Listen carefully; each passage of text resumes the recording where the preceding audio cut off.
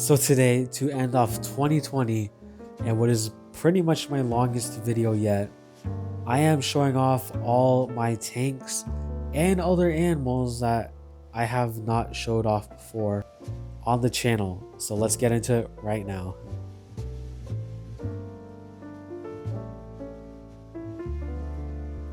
So here we're sitting in front of the shell dweller tank, and the reason I call it the shell dweller tank now instead of the lake tank and Nika tank is because unfortunately this tank is only inhabited by shell dwellers now.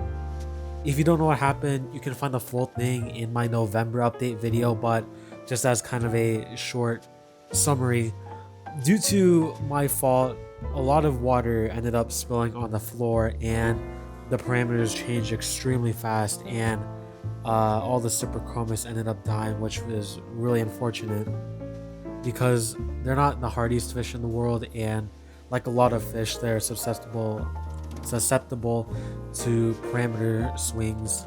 And unfortunately, I am left with just the shell dwellers, but at the same time, that's also really fortunate as I didn't lose everything. And that's pretty much only the piece of bad news I have in this tank.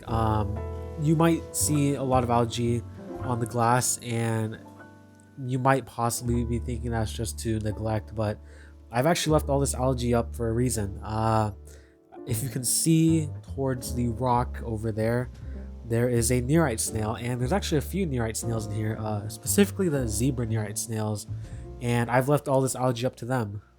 And there'll be a permanent cleanup crew for this tank. I do plan on getting more, just because I don't think there is enough for this tank, but they are doing work. I will show you some close-up shots of obvious kind of lines and bite marks of where they've been, but yeah, there's nothing really bad going on in this tank except for the partial tank crash that happened. But another thing I should note is that the shell dwellers, there's 5 Neolamprologus multifasciatus in here now, and the 4 out of the 5 that I got are all actually starting to mature really well, and I believe they're actually getting to a breeding point, as I believe there are 2 pairs or just 1 male and 2 females, which is what you'll normally see, which is about 2 to 3 females per male. And towards the rock on the left side, you'll probably see a male and a female interact and kind of hang close to each other for the most part, which I believe is a pair. And unfortunately, I did lose a shell dweller in the tank kind of crash, but I did end up getting a new one this weekend. And the interesting about it is that its fins are really weird, and it's not due to like bullying or fin nippage. It's just kind of a weird anomaly that has happened with that particular fish.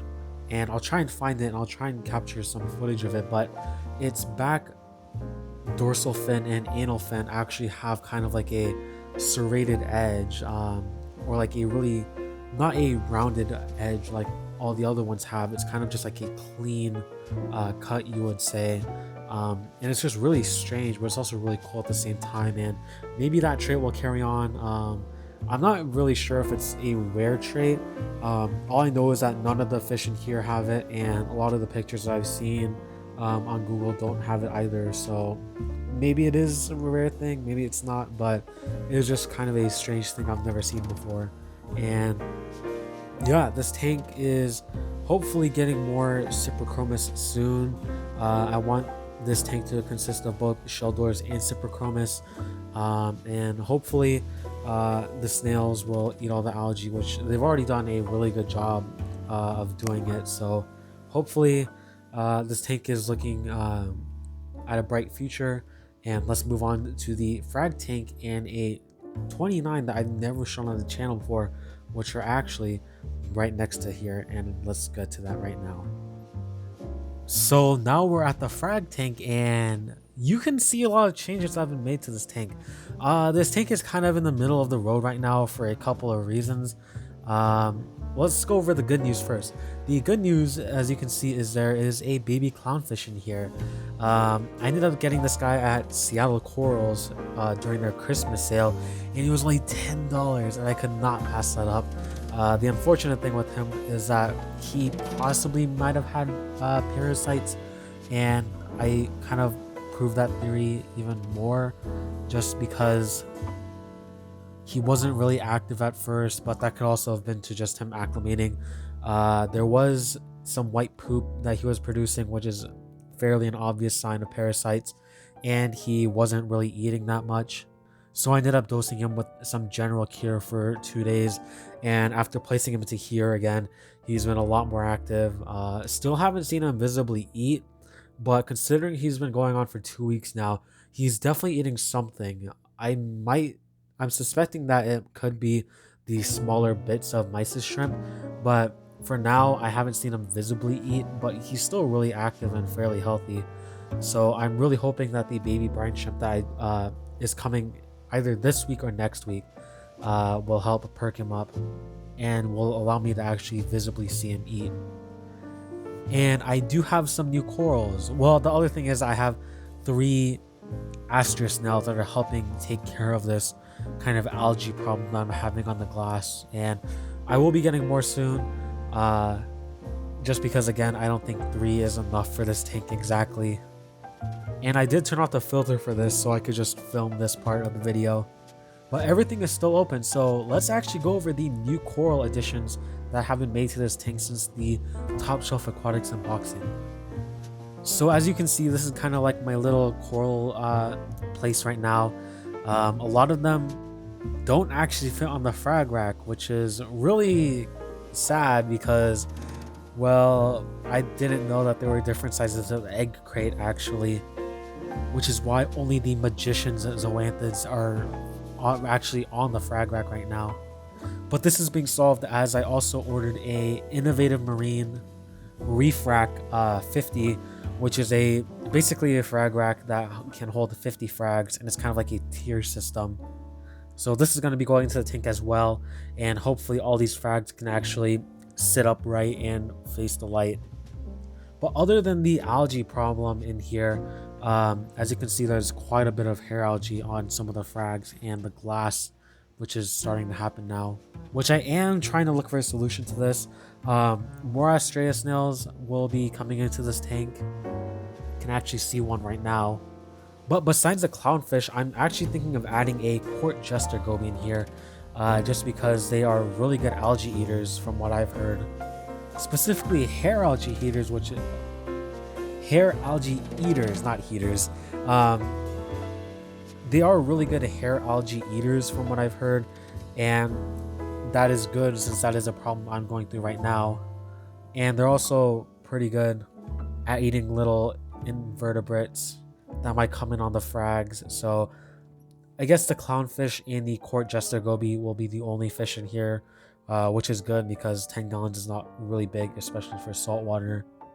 But cleanup crew wise, I'm looking for more astrea snails, another peppermint shrimp, which actually leads me into the kind of why this tank is in the middle of the road. The peppermint shrimp I got from Top Shelf Aquatics actually disappeared in about 3 days after introducing it.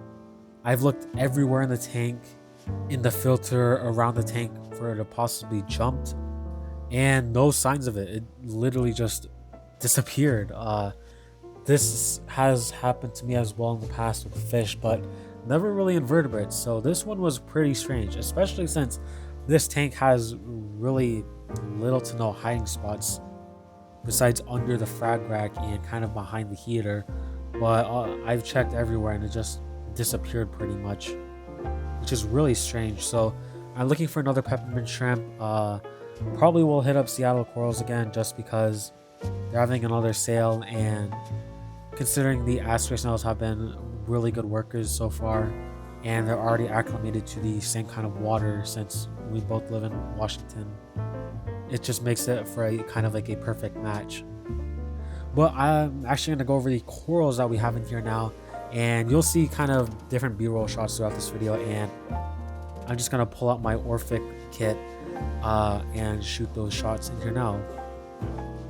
So over here we had the green Duncans, we have the magicians zoanthids over here. Now these corals aren't in the hottest spot either. Well, not the Duncans, the magicians is what I'm talking about. they weren't the healthiest to begin with, and they've kind of just gone downhill, I guess. Started off with 5 polyps. As you can see, I'm just down to 2 now, so I'll be looking for another frag of the magicians. Over here, what I believe are the Pandora's zoanthids. These are pretty kind of fat, you could say. I'm definitely going to try and frag those and put them onto a frag plug, because right now they're kind of on they were glued to a dead Montipora cap, so that's not the best situation for the tank, or for the corals I meant, just because they're not they won't be on the rack until I can frag them. But considering these stems are pretty fat, I'll have to take extreme caution so I don't get a lot of that palytoxin juice by me. And over here is another nameless zoanthid. I'm not exactly sure what it is, but I found it in the $10 section as well.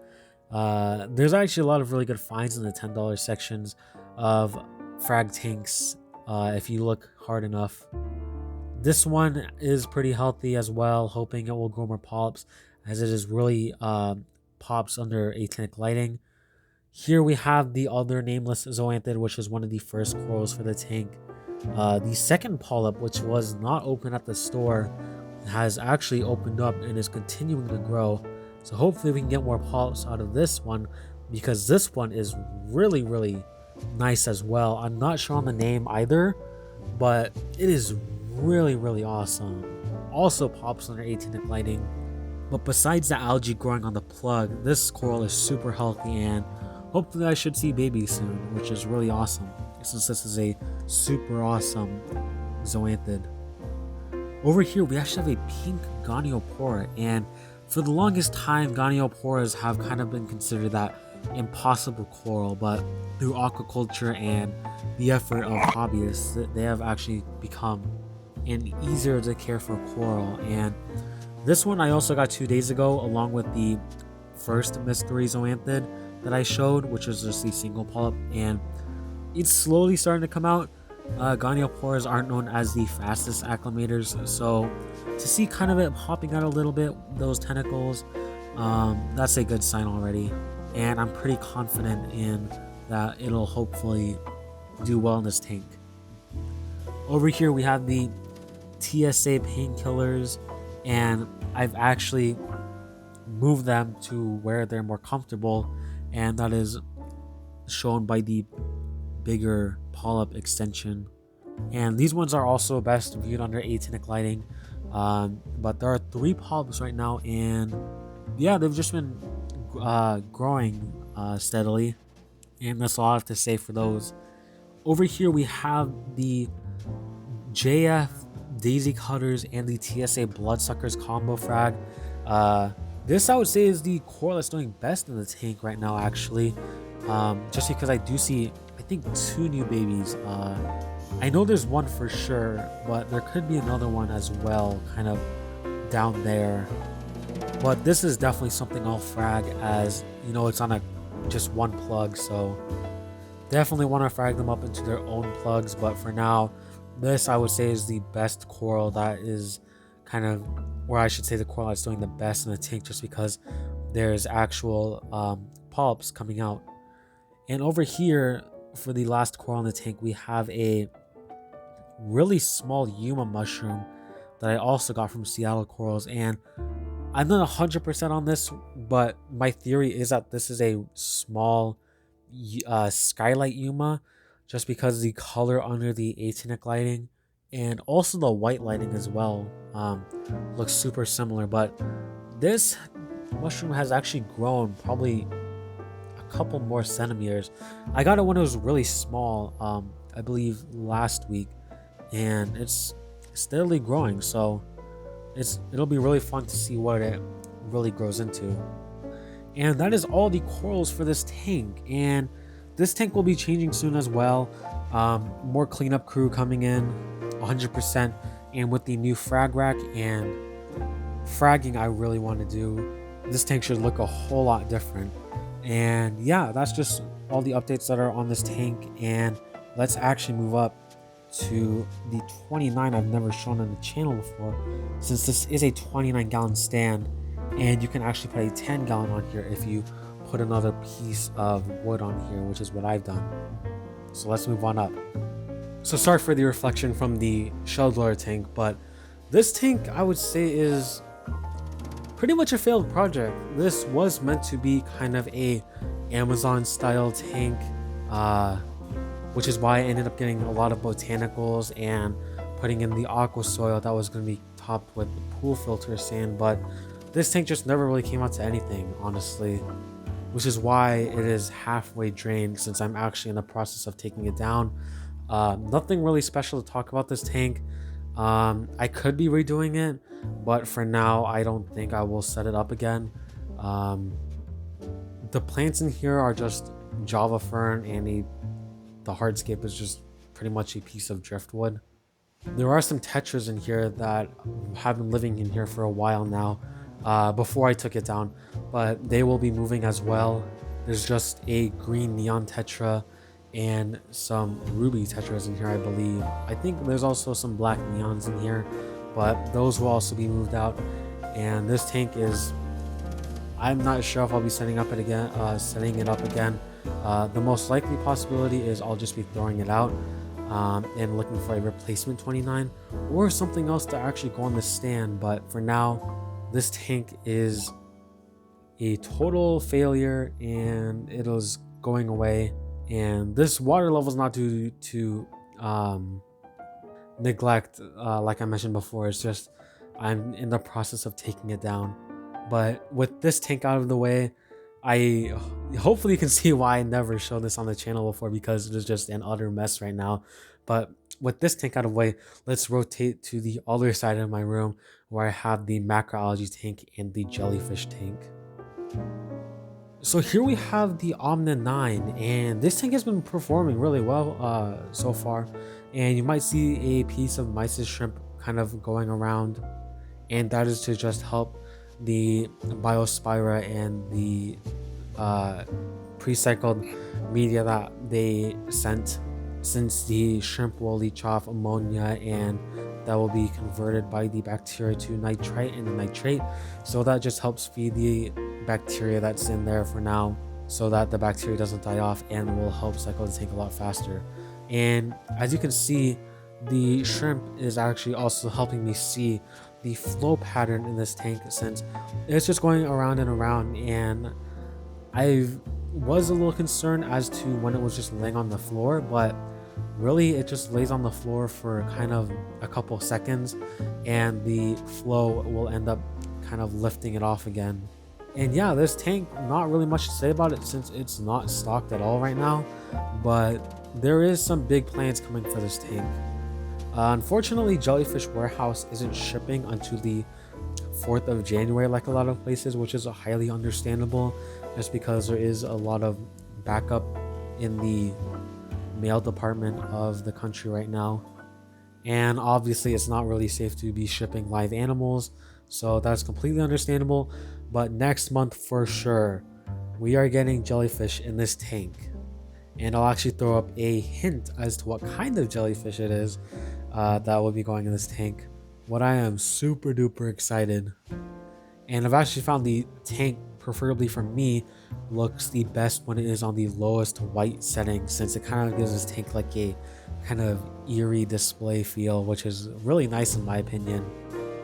And I ended up siphoning out a lot of the gunk. There's still some of it floating in there and on the glass, but I did get a UNS mini surface skimmer, so when that comes, I'll just let it run for a while to collect all the gunk. But this tank, getting jellyfish next month, and they're not your typical, moon jellyfish that you see a lot of places, because the Jellyfish Warehouse, actually, from what I found in the US, is the only place that has more than one kind of jellyfish, which is just the moon jellyfish. They have a wide variety of jellyfish that they mostly aquaculture. Some of them that they're still working with, they sustainably collect.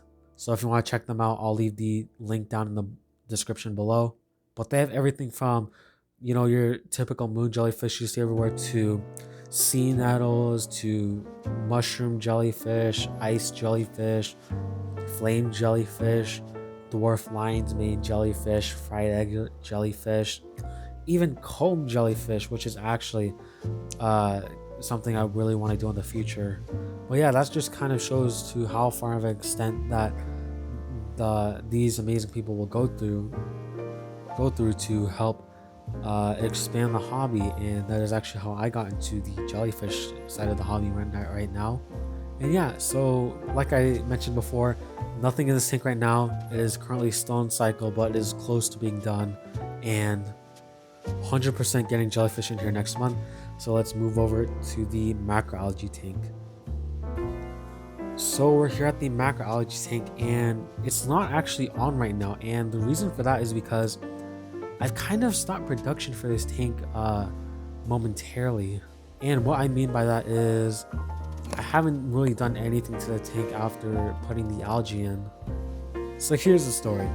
So I've been dosing Kato Grow and Neo Nitro in here for a while now, and while I have seen some growth of the Dragon's Breath, it hasn't been the best, and I'm decided to just kind of throw it all out once I end up shifting my focus back to this tank, because lately my focus has been on the shell dweller tank and the jellyfish tank.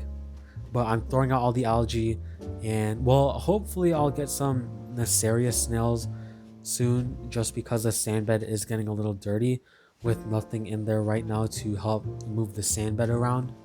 But macroalgae wise, I'm throwing out all the Dragon's Breath that I have left, mostly because a lot of it is nutrient deprived, which just means that there's not enough nutrients in the tank to feed the algae, which is why a lot of it is actually this light green color, and is just really unhealthy right now, because it was doing good for 2 weeks in the frag tank, but once all the nutrients and they were taken up, it just crashed overnight. So right now this tank is not in production, you would say, I could say right now. But after I get the jellyfish next month, my full focus will be on this tank, and I have a lot of stuff planned. I do want to move this main rock you see right here to the back a little more and get 2 smaller rocks to kind of help form a better rock structure. And I'm definitely getting more Dragon's Breath now that I have the kind of, you would say, tools to help keep it alive until we get stocking in the tank. And I would like to start with more healthy pieces.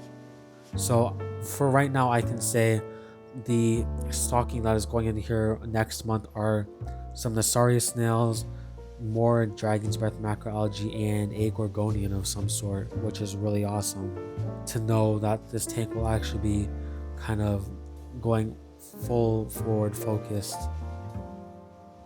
But what I can say is that once I get the jellyfish in here, we'll be going some nefarious snails, healthy pieces of Dragon's Breath macroalgae, and a gorgonia of some sort, which is really awesome because I know that this tank will be going 100% focused, and it'll be just one of the things that will help start off the new year. So yeah, lots of really fun and exciting things coming for this tank. While you could say it is halted on production for now, this tank is really going to be shaping out into probably what I envision one of my best tanks yet, and hopefully it lives up to that imagination. But let's move on to another tank I have not shown on the channel yet. If you do follow my Instagram, you have seen this many times before, but it is not actually an aquarium. It is a vivarium, and we're heading over there right now.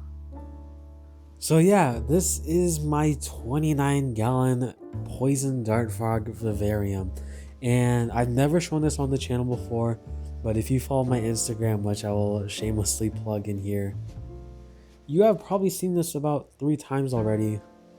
And this vivarium was started in April this year, actually, kind of the early stages of the pandemic, and it's still, you would say, young, as it's only about 6 months old, so it is still maturing and all the plants are still growing in. But right now this just houses a variety of bromeliads, ferns, begonias, stuff like that. But the main show of this tank is the 2 Dendrobates tinctorius. Bollinger, and everything in here is from Josh's Frogs. Not sponsored by them. I'm not paid to say this, but they're really amazing people. And actually, my first vivarium, which I wouldn't really call so much of a vivarium just due to the lack of plants and myself rushing through it, you would say. Those frogs also came from them, and they lived for about a year or so before I ended up giving them away because I finally realized that those weren't the proper conditions that they needed. But now my tank is actually a proper vivarium, and I'm still collecting plants, and I'm still collecting plants, and the plants that are currently in here are still growing in. But another thing I want to address is that these dart frogs are 100% captive bred. Everything at Josh's Frogs is actually captive bred. So these frogs don't come from the wild. They don't even know what a rainforest is, but that still does not excuse the fact that you should have these in the proper conditions and a proper setup, a bioactive setup, to make that clear, to make sure they live the happiest life. And I just want to get more into the frogs. So right now I believe this could be a pair, but I'm not 100% sure just because they are still not at that age where you can actually tell the difference between the sexes. But one really interesting thing that I've found out, or that I've noticed, is that one of the frogs on their eyelids has a darker shade of orange, and the other one has kind of this like really light yellow color, and that could just be kind of like a genetic thing, but I just found it really interesting. And the photos on the Josh's Frogs website for these frogs do not do them justice. The photos you'll see on the site are kind of just like this black frog with these straight kind of yellow lines, but in reality these frogs are extremely beautiful. They consist of light blues, dark blues, yellows, oranges, and sometimes a little hints of green, which is actually in the lighter colored frog that I have. And another thing I want to say is that a lot of frogs in the tinctorius category, people advise that you should only have them in pairs per tank, which I also want to have. Stuff like, you definitely want to have frogs like the Azores or Cobalts, which are some of the most popular tinctorius morphs. You definitely want to have those in pairs, and this goes for a lot of the tinctorius frogs. You definitely want to have them only in pairs, unless you have like a super big display, kind of what they have at like zoos and public aquariums. But this kind of little group that exists within the tinctorius genus, or not genus, species I meant, but this little group that exists within the tinctorius genus, or the tinctorius genus, that consists of the Bollinger dwarf blue cobalt, I believe that's the name. I'll put it up on screen because I'm pretty sure I forgot.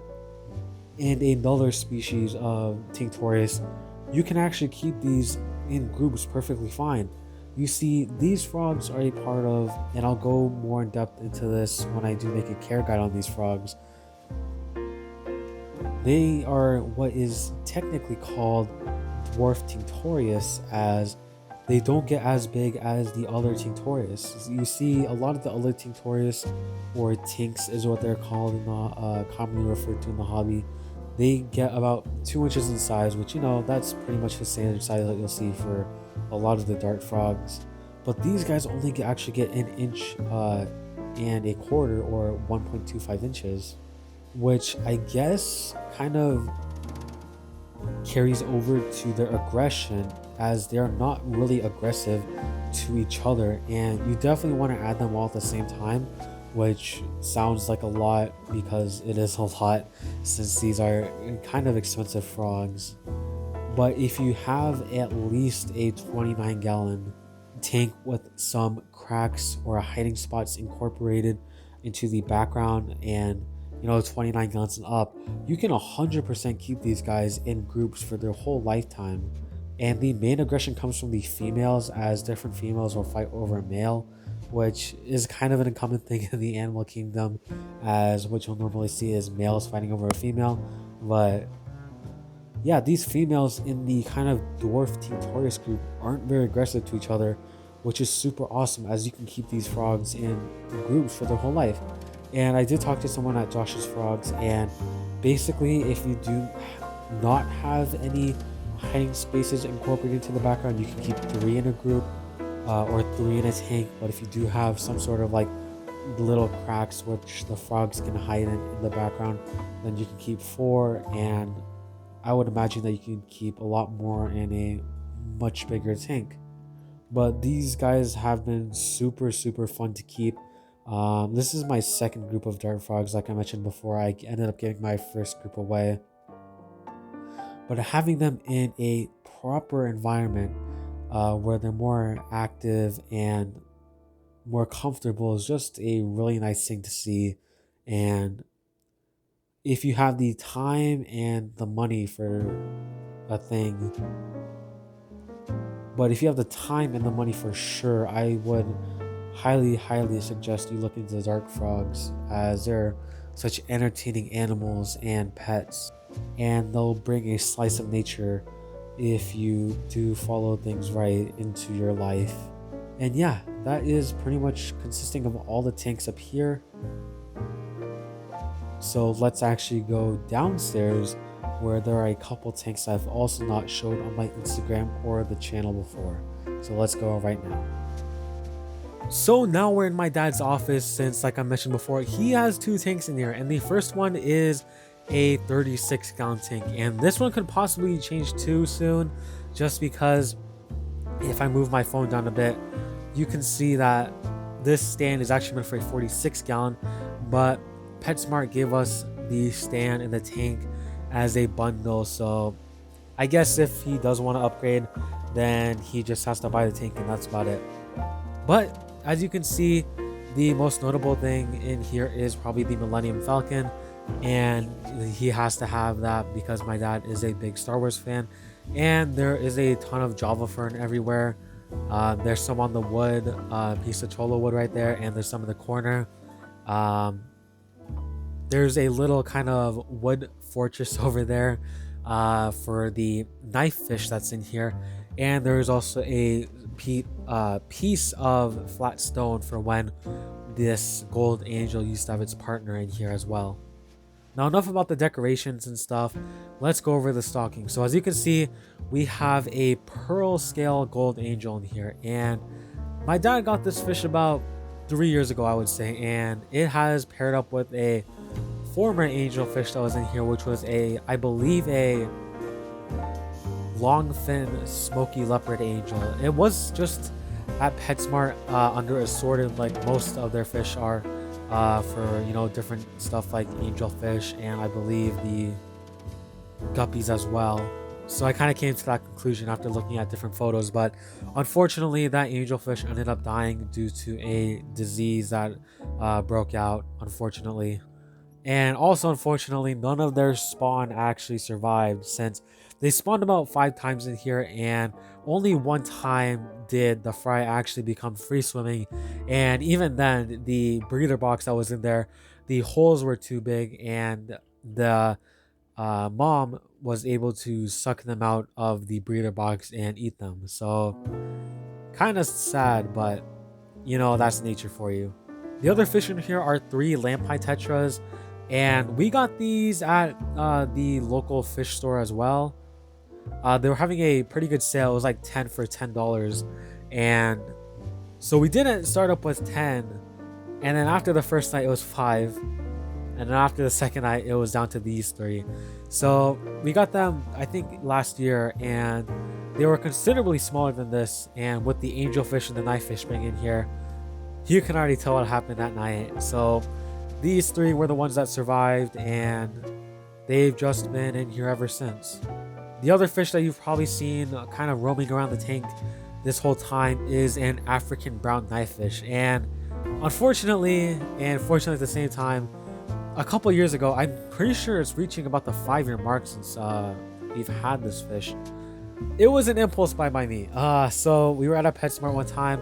I was with my mom since my dad was on a business trip, and I saw this fish at the PetSmart, and I was really into it. And unfortunately, it was an impulse buy, but fortunately at the same time, I ended up doing research after, and it's been alive here for about 5 years, and it's been thriving. Except for the one time it did have cloudy eye, but I ended up getting that solved, so it's still thriving to this day. Uh, I will probably make a care guide sometime soon, next year about, or next January, or January. I am so all over the place. I'm sorry. This is my second time doing this since my audio cut out the first time. But let me go over that again.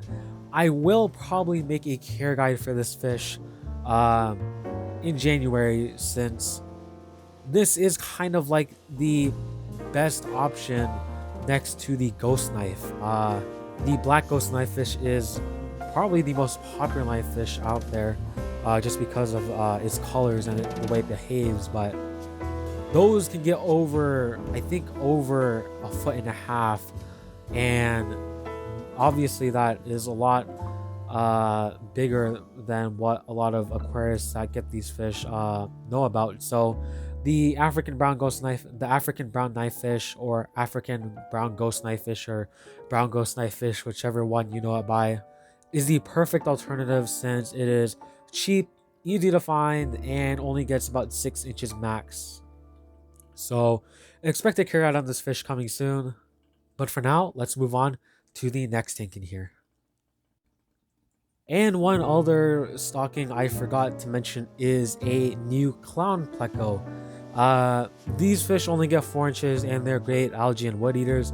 The reason it's not in this tank right now is because it is actually quarantining in a bucket that I will cut to right now. But that is going to be the last stocking for this tank, and man, I wish I recorded the last part in darkness like this part is in.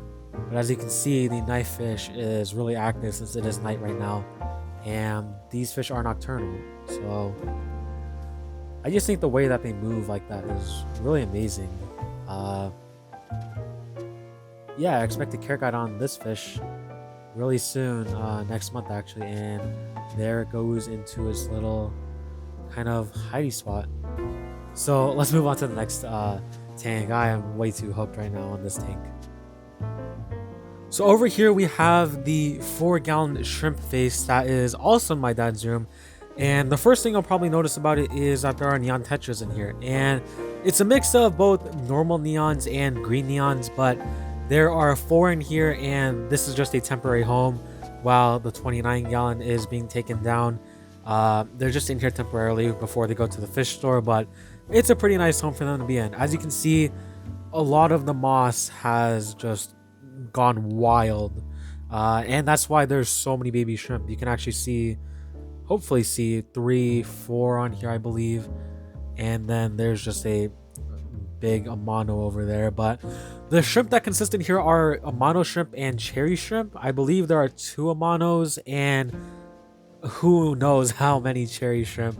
Another thing is that this lucky bamboo over here, it started out kind of where that piece of brown moss is, and it has just skyrocketed all the way up. Last time I measured it, it was about 40 inches tall from the base of where it was planted.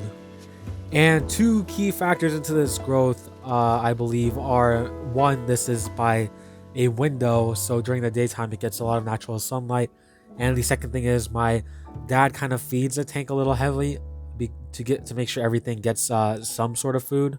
And that's not really a problem in this tank, just from how many plants there are. And if you can see, there are 2 stalks of the bamboo, and there is a runner or roots that are growing right here, and it's really crazy how like self-sustained this jar is. Well, there is a filter on here. It's just like a Tetra internal filter, and there also is a heater in here, so it's heated and filtered. But honestly, if you just took away the filter, this would still be really fine because of how much like plant growth there is in here. One interesting thing in here is that my dad started with all purebred cherries, so that means all the cherry shrimp were red, and over time they kind of reverted back to their wild form. If you don't know what a wild Neocaridina shrimp is, Neocaridina shrimp is, they're kind of just like gray or brown with some spots, and then over time after that they started reverting back to their normal red form. But the other interesting thing in here is that there is a like pitch black cherry shrimp, and from what I've read and what from some people have told me that